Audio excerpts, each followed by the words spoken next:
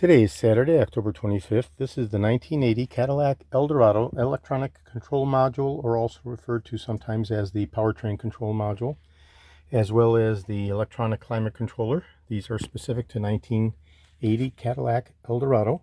These are show quality, fully restored units. These are not repairs, nor are they rebuilds. I have a comprehensive go-to list that delineates the difference between a rebuilt unit and a fully restored unit, whereby in the restored unit all the capacitors, transistors, and microcontrollers are replaced. It's not merely a repair of faulty or failed components, but also a preemptive prophylactic repair and exchange of the most commonly faulty individual discrete components, such as the capacitors, transistors, and the microcontrollers. In addition, every one of the layered boards, the multi-layered boards, are inspected with each of the individual solder joints under my high magnifying lens here, okay, and repaired and reinforced as appropriate, because the solder joints are generally one of the first things to go. So it's fair to say that I do probably a 25 to 33% resoldering upon inspection of all of the individual solder joints, as a faulty solder connection is a typical cause of a burnt circuit, which leads me to the damaged or burnt circuit traces, which have to be corrected. So on the boards, I have to reestablish the correct pathways and the electrical signals, okay, as a result of diminished circuit traces and burnt circuit traces. And again, this is both for failed as well as a prophylactic preemptive repair of diminished circuit traces. Okay, a lot of times we have impact. Moisture is a major problem in these classic cars with these first and second generation electronics, whereby the cars maybe are only driven a couple hundred miles a year. And as a result, moisture gathers, and moisture is extremely detrimental to these units. So cars have to be driven. These units have to be heated up once a week, once a month at least. And the moisture is a major culprit, which heating up the units, of course, dissipates the moisture.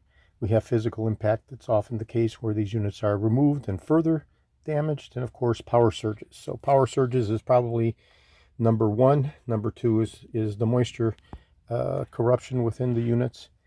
And the third is physical impact. Sometimes we have all three. So there you go.